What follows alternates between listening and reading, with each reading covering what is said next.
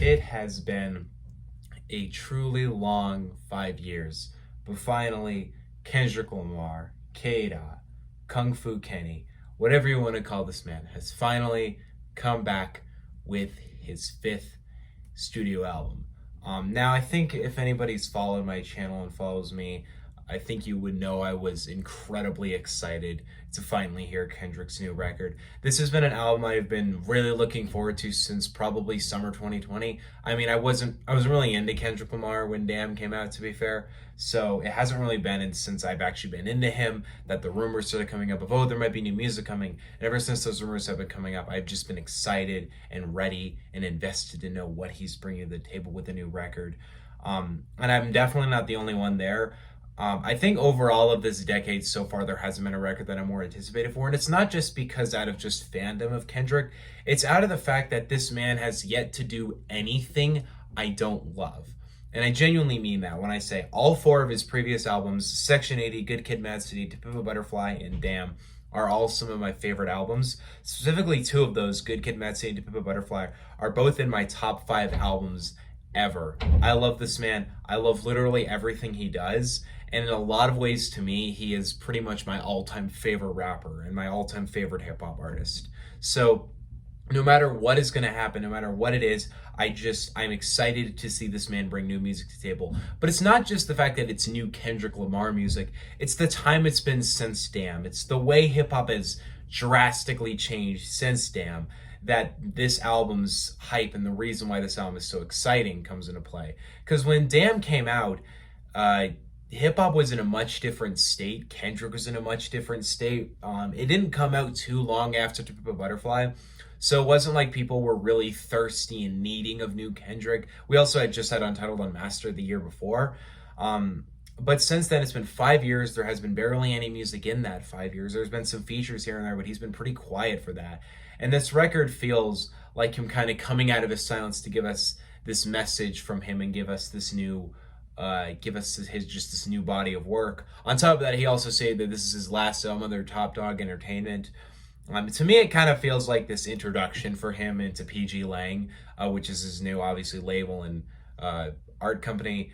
But overall, it's the kind of project that you go into. I didn't just go into this album excited to hear some new music. I wanted this album to hear some new themes, some new ideas, some new philosophies, just what Kendrick's mind has been on throughout the pandemic, throughout Black Lives Matter, throughout the chaotic decade it's been so far. There's so much to talk about, and there's so much that he is able to dive into on this record, to the point where once I heard it was 2 discs, and it was this massive album, I was incredibly excited, incredibly interested, and I didn't care what he was doing. I was willing to accept it and be interested by it, and not be too critical going into the record as a whole. If I'm being overall, I'm not exactly sure how I'm doing this review. I'm going to do it normally as I do other reviews. And I'm not actually sure as I'm recording it right now, but this may be a 2-part review. We'll see how I end up doing it. I initially was going to write a script. I was going to analyze the fuck out of the album. But I decided I'm leaving for a trip on Friday. And I decided, okay, I'm probably not going to get that big. It was basically going to be like my typical Butterfly series I did in 2020. And I knew I wasn't going to be able to do it all in a couple days. So I decided I would just do a normal review, go through each track, go through my interpretations. This is not going to be the most deep analysis of the record. I've listened to the album 4 times now. I listened to it once on camera. You can go watch my reaction to it on the channel. It is about an hour and 9 minutes, but if you want to see my full reaction and first thoughts on the album, please go watch that video. I listened to the album again that night as well, just to kind of give it a more focused attention span off camera, just by myself. And then I think the following day, I listened to it that afternoon. I took a week off, finished up my semester, finished up school, so now I'm in the summer now. So then last night I was like, I'm going to listen to it one more time to see if I can really understand and appreciate the album as a whole and just make sure I understand it before going into a review. So without further ado, let's get into this record. First thing I do want to say, by the way, though, is the Heart Part 5, I am going to connect. I have realized is incredibly important to this album. Like, I don't think you need to hear that, but I've realized now that he definitely used that single as a way to kind of give us some of the themes, specifically the theme of culture and how toxic culture is. Specifically that one theme is very poignant across this album. So without further ado, let's get into the track. Let's just get into Mr. Morale and the Big Steppers, the 2-disc new Kendrick record. We open with United in Grief, which, like most Kendrick openings, is amazing to me. I love Kendrick, the way he opens up records, not just in the sense that they're just good songs, because oftentimes they're not even my favorite song on the album or even one of my favorites, but as an opening, they set the album off perfectly. We look at Wesley's Theory, we look at the way he opened up that record with this really wild, funky, crazy song that basically introduced us to all the themes and the stories and everything he was going to do on TPAB. It basically brought us into that record. Then you have DNA, which, I mean, you have Blood preluding DNA, but as an actual song, DNA is the first song on Damn. And it is chaotic, it is loud, it's energetic, it's violent, it's angry. And it's a perfect way to get you moving and get you into the record. This one is that way too. It's not inherently violent, but it opens on this note where you hear Sam Deuce singing, I hope you find peace of mind in this lifetime, which this record is a lot about confronting demons, confronting your past, and finding peace of mind. In a lot of ways, the record operates like a massive therapy session, or a message at least highlights of multiple therapy sessions. As you can hear, Eckhart Tolle is sampled throughout the record a couple times. You can hear Whitney Alford, Kendrick's fiance, is sampled throughout the record multiple times. Which also in this opening, you can hear Whitney say, tell them you're true. And then it cuts off because she's basically saying, hey, Kendrick, tell them where you've been, tell them what's happening. And then he goes into this, I've been going through something, 1,855 days, I've been going through something. Basically saying, yeah, things have been happening. Like, there's a reason. I've not just been lazy. I've had a lot of things going on the past 5 years, and this record is going to dive into all that stuff that he's been going through the past 5 years, and the reason why this record has taken 5 fucking years to come out. But this opening has a very interesting style that I've never heard Kendrick use before, where he has this very staccato piano playing as he flows within the piano. The way that, at the first half of this track, the way the piano flows with Kendrick going through it, going over multiple themes he's going through, talking about therapy, excessive spending, certain things like that, seeing sex as a way out, or kind of a how I would describe it, his sex addiction that he does dive into a lot later on the record. They're all kind of introduced on this track in a not very intense way, not as dark as these subjects can be, but in a very lighthearted and quick way. As this opening, he kind of weaves himself through that piano, which I always remember. People always talk about how deep Kendrick's lyrics are. We always forget that this man, in terms of flow, is probably in the top 5 greatest to ever do it.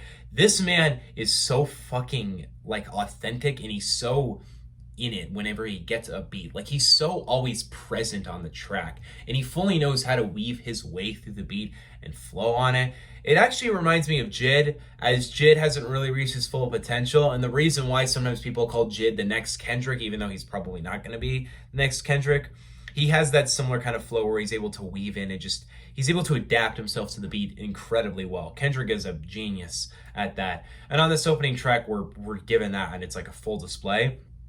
He goes in later on the track once these drums kick in, which these drums that are very, very not what you'd expect for this track to be, because these drums are not hip-hop drums at all. They're very quick, fast-paced drums as Kendrick continues to flow very rapidly. There's a lot of other themes that are kind of brought into this track. There's this girl, it's very brief, but there's this moment where he talks about this girl named Green Eyes, which is like this girl he meets on tour that he only sees for like sex, but then he sees like the pain in her eyes. I'm mostly sure this is connected to the sex addiction theme and how he cheated on Whitney throughout the record. I'm pretty sure it's connected to that, which is going to be delved into much more deeply later, so we'll talk about that later. Another big important piece to this track, I'd say, is the line where he continues to say, I grieve different, because throughout the record we learn his way of dealing with pain and grieving is not through drugs, it's not through alcohol, but it's through excessive spending and sex.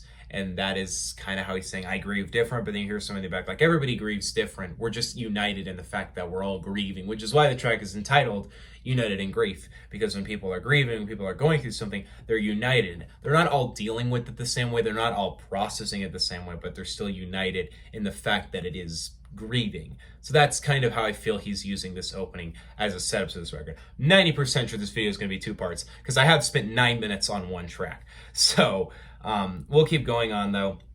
United in Grief to me is definitely a highlight on this album. I don't know if it's inherently, I would say it's probably in the upper half for me. I don't find this track a track I could listen to in many contexts outside of the record, which I feel like I could say about a few tracks on here, but I feel like it's still just a really fun, great way to open up the record that perfectly, it sets up the mood that this is going to be a much different record from the previous four. It's not going to be anything like you've heard him do it. He's going to have way more different styles, production, themes. He's going to get way more personal than you'd expect him to. It's not nearly the same as other ways Kendrick usually opens up records, and it sets the album off in like a perfect note. It's not my favorite track, but it is a perfect way to open up the record, and I thought my computer killed itself there, but it didn't. Next we hit N95, which I would probably call N95 the most entertaining song of the song. Not my favorite, it's up there. It's not the most, it's probably the most entertaining to me because I absolutely love everything he does with this song. We talk about the song on a thematic level. This song is a little bit more a critic. It feels like a criticism of the modern culture in the sense that it feels like people kind of hide themselves. They hide behind a mask, which is implying the title N95 being the N95 masks. He references COVID a couple of times in this track in the intro where he starts with the hello boys and girls, I got some true stories to tell, you're back outside but they still lied, which is that kind of idea that hey, the pandemic's over but they still lied. And as he goes to this track, we're given this amazing way that Kendrick is able to just flip his flow so much and his energy so quickly. I know there's a moment on this track which is from Vent. Like there's that once he does the dancing in the dark, hello to the big stepper, that part, and then once he does his voice crack voice, and then once he goes once he starts kind of going onto his lower flow in the second verse, that first half is from Vent by Baby Keem. There are a couple lines switched out because in the original he doesn't say hello to the big steppers. By the way, I listened to Vent for the first time last night. I've heard the track, I've heard Baby Keem's version of the track, but I never heard the Kendrick leak. And I just listened to it last night to hear it. Yeah, it is the same. Overall though, the whole theme of this track is you guys are hiding behind your fashion, your fake wokeness, all this stuff. You guys are all hiding and not being yourself. Take off the mask, or as he's using the title, the N95 mask, basically, and show yourself as actually who you truly are. And as he gets this kind of electric but trap beat, as he's just having fun, being energetic, switching the flow up, we're given a track where you kind of forget that this man has been in hip-hop for so long and that he has done everything. Like, he really is doing something fully new and different for himself on this track, but still remaining in the vein of being really fun. I'm 90% sure this song could be a huge hit. Like, I think this song could gladly stay on the chart for the next couple weeks. I mean, it's been stable on the chart for the past week or so, despite the fact that Harry Styles just completely fucked the chart. He's still remaining on it, and I think this track could be a huge hit. I don't know if it's not going to be as big as Humble, but then again, Humble's always going to be probably Kendrick's biggest hit, and I don't think any Kendrick fan would call that in his top half of his discography, which I probably will rank all 100 Kendrick tracks, because I do have that ranking on my phone, and I'm like, I should actually do a video. I did 100 albums. I can probably do 100 songs. It probably won't come out till mid-June because I'm on a trip for the next week or so. So I'm not going to be doing videos for the trip. I may do a reaction or two later this week. However, this track as a whole is a highlight to me. It's fun. It's exciting. It's enjoyable. It's just what I want to hear Kendrick do, you know? Next we get Worldwide Steppers, which to me is an interesting track because when you talk about a track like Worldwide Steppers, this track has a lot to impact on it. It has this very bassy, hitting kind of beat as Kendrick really raps over it in a very flat, but very, very smooth way. I don't even know if I call it smooth, but very consistent way. He gets a lot of themes on this track. I feel like you could separate this track into 3 verses, but the general theme I was able to pick up from listening to the song multiple times is it kind of feels like it's about hypocrisy and the hypocrisy that people seem to have with one another and criticism and such. As on this track, he dives into on this first verse him talking about him kind of being very defensive of his children. He says like playing sharks and minnows with my kids while I'm looking out for sharks. As he's kind of saying like I'm looking out for people attacking and I'm trying to defend my children. I'm doing everything I can to be a good father to them and a good parent to them. And I love the way he's able to. He brings this theme throughout the album quite a lot as he's very defensive of his kids and he's very closed off about it. As we don't really know a lot about his kids in the public eye, he's very, very closed about his personal life. Second verse, he dives into what's probably the most tangible theme, which is where he talks about the 2 occasions he's fucked a white bitch, or at least first 2 times. We're not really led to know if he's done it more times. But the interesting part about this verse is it dives into what I feel like I on my first listen initially hit him saying I did it to get back at racism, but in reality it more seems like he's saying I did it because I have an addiction to sex, but also I wanted to kind of back it up with the racism. But you have this whole theme where he talks about in this first one where he's talking about, he's like, I was on this trip, there was this girl, she was rich, her daddy was the sheriff, and he locked to my uncle, so she paid her daddy sin. And then the second time, it's just some girl on the Good Kid, Mad City tour, which would be technically unfaithful to Whitney, which is why we're even led to hear like Whitney even questioning the decision too, and his ancestors kind of questioning this decision to have sex with these white bitches. I think the general theme he's kind of going at though is really introducing us full front what his sex addiction kind of looked like at the time throughout his whole life. It's an interesting verse. And then the final verse, he kind of comes to this theme that everybody feels like they're kind of killing off the culture. They're kind of killing off creativity. This album has a very, very anti-cancel culture theme to it, but not anti-cancel culture in the sense that he's mad at cancel culture for telling him to not say certain offensive things. It's more he feels that there's hypocrisy lying within it because you're canceling people for things they said years ago. He says on this track, along the lines, I don't know, somebody's cleaning my house. If you hear a bunch of noises, that's why.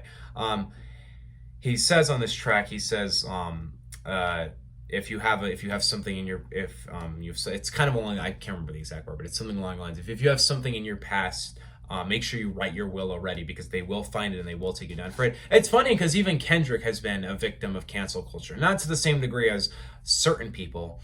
But I remember during Black Lives Matter when people were calling him out for not saying anything, when in reality I have to complain about this. I complained about this probably when it happened on this channel. I don't remember anything I said probably back in 2020 because I always forget what I actually said in my videos.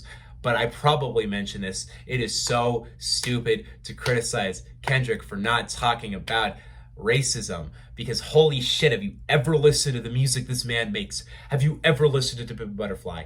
If you have not listened to that record, then do not tell me that man has never talked about racism and not delve into it deeper than pretty much any other hip-hop artist, at least in the mainstream.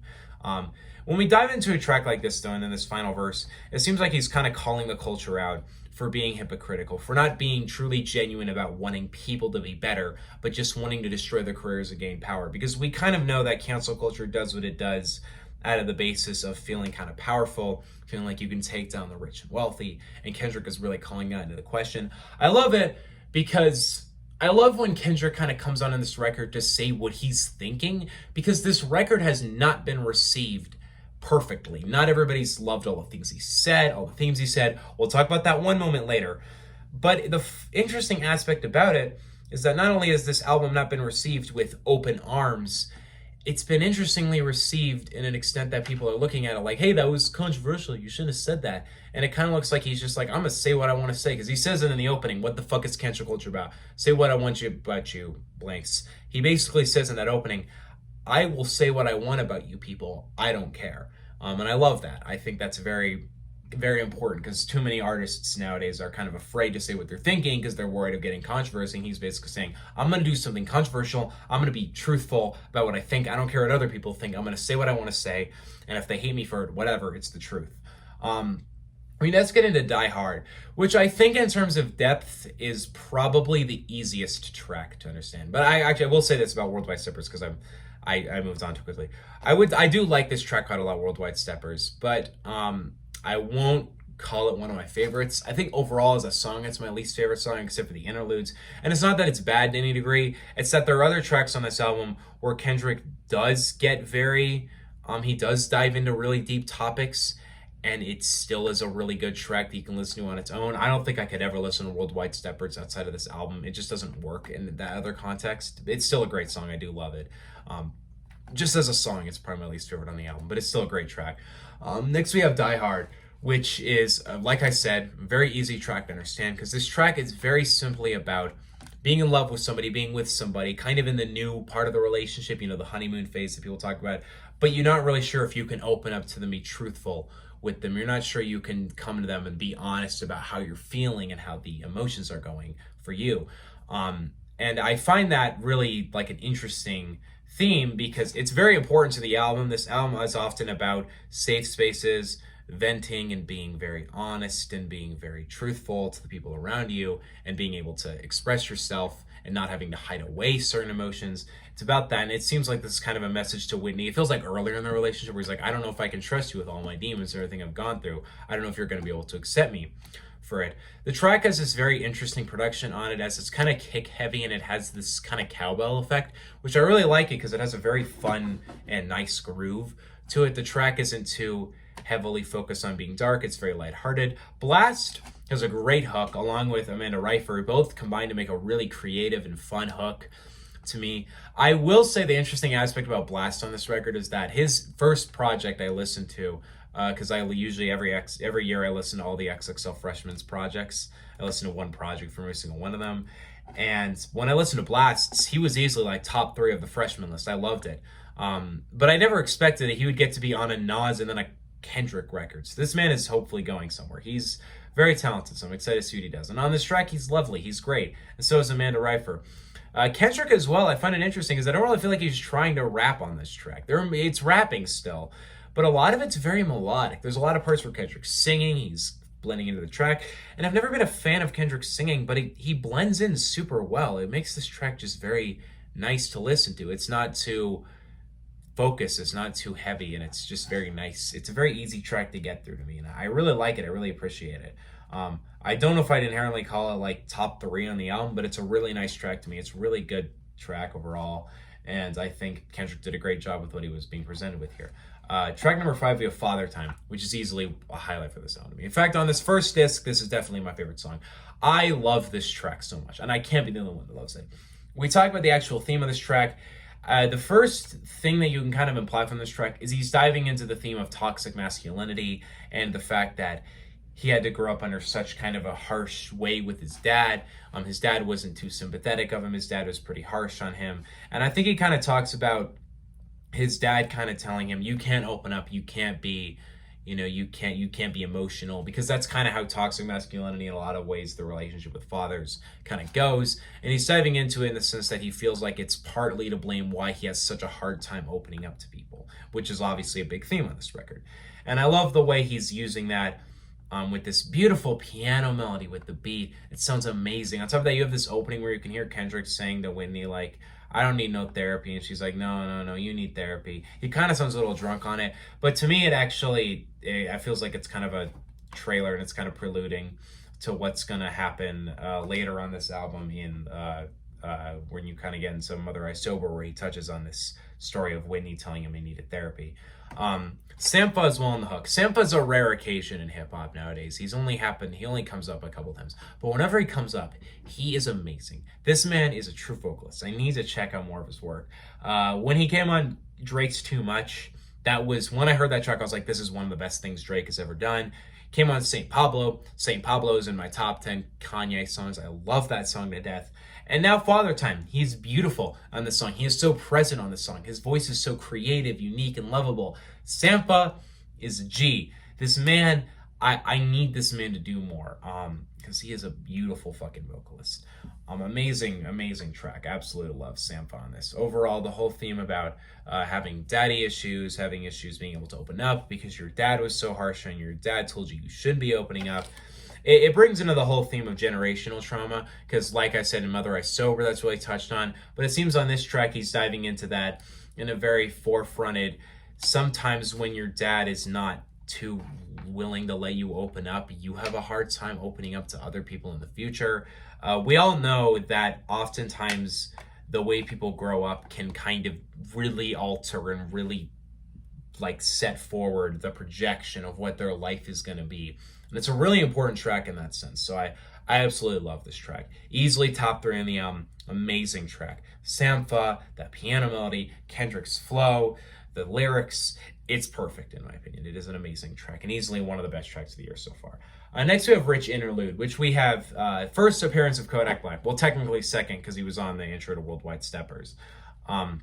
But on this track, we hear Kodak Black talking about his own struggles and how he kind of came up into poverty, but he still has the temptations. It's a really mesmerizing, interesting track because you can just hear kind of Kodak talking off the cuff and kind of reading almost in a poem kind of way, his own struggles and his own way coming up. But it's interesting as you kind of can look into it, as you can hear Kodak really, how do I put it? Like you have him very, very just talking over just this really rising, progressing piano melody. It's an interesting track to me.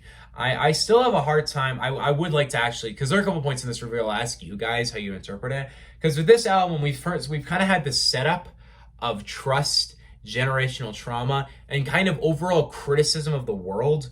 Why on earth is this track here? Because I'm not exactly sure. Like, I love the idea. I love the track. I think it's good. I like what Kodak does on it. I just don't understand why it's here. You know, I'm just confused as to how it ties into later tracks. But, you know, I guess I can kind of see the relation between this track and Rich Spirit, which I'll dive into Rich Spirit next. Rich Spirit is one of the more trap-centered tracks on this album. And it's a kind of track I wasn't a huge fan of on the first listen, but after a couple listens, I've grown to really fucking like this song. Because I love Kendrick's cadence on the track. Just his flow where he's like, Rich broke phone, like just the way he flows on it. It's so nice. It has such a memorizing beat to it. The bass sounds super nice. On top of that, I cannot get over the way he says, can't fuck with you, Mo, I'm fasting. Just the way he does. Oh, I love it. I hated it. I did not like it when I first heard it. I might have seen a little more positive in the reaction, but I did not like that. In hindsight, though, it is really fun to me, and I really love it. Overall, this track is very mesmerizing. It's very nice. Kendrick is very present on the track. I think my favorite overall thing with this track, it feels like this track is kind of talking about being the difference between being actually rich with wealth and being rich with your own spirit and your own motives. Because you have the line, rich, N-word, broke phone, where he's saying like even his phone is broken. He doesn't really care in that extent. I love the way he just dives into that whole idea on this track. It's just a very mesmerizing, nice track to me. I don't have a ton to say on overall, but it definitely has this heavy theme about what the difference between being legitimately rich and being rich in your spirit. I also love the line, or the opening line where he says, take my baby to school, then I pray for her. Basically saying, yeah, like he's worried about his kid. You know, he's worried about what could happen to her and such. Overall, amazing track. Love it to death. We Cry Together is an interesting track to me because I really like it, like as a song. But holy shit, it's not a fun song to listen to. But this song has a lot to like analyze and a lot to unpack, which I want to bring this up because this song is key to a theme on this album. When we talk about the big steppers, that is what this first disc is meant to be. It's meant to be the steppers half. The second half is the Mr. Morale half. But when I talk about the big steppers, I want to know your guys' interpretation on that because nobody's talked about this, but I can't ignore it because for a second I was like, this is probably nothing. I'm probably making up in my head that this is a theme, but it's hard for me to dodge it because what I feel like keeps happening on this project is you keep having these footsteps. They come up throughout the album on so many different occasions. How can that not be tied to the big steppers? And on this track, they're brought up a lot because he's talking about people stepping and all this stuff. Like on this track, they're talking about stepping, like you can hear the taptoeing. And at the end of the track, they say, stop taptoeing around the conversation. Are the big steppers meant to be the rest of the world, not actually focusing and dodging the depth and dodging what the actual issue at hand is with generational trauma and such? Is that what he's going at? Because it fully feels like that's what he's implying with a track like this. It doesn't feel like it's just some argument. It doesn't feel like the stepping is just for a fun effect. It legitimately feels like that. But I want you guys to know your opinion. Do you believe that the stepping that's throughout this album is meant to imply the big steppers, and the big steppers means like taptoeing or tiptoeing around, how is tap dancing around the conversation and around what's really going on? I want to know your interpretation of that. But when we listen to this track, we have this very interesting moment at the beginning where we have this sample from, I think it's Florence the Machine, if I'm correct. I don't know the track, but I think it's from Florence the Machine. It's a really beautiful sample. It's a really good opening moment. But then we get this really interesting Alchemist piano sample as we hear Taylor Page and Kendrick argue, which Anthony Fantana already said this in his review, but I can't agree with him more with this. Taylor Page on this track, her performance is amazing. She sounds so genuinely angry and mad and in a real couple argument, where I feel like Kendrick kind of does, but some people pointed out that he does still kind of feel like he's in rapper mode, and I can't argue with that. It does kind of feel like that.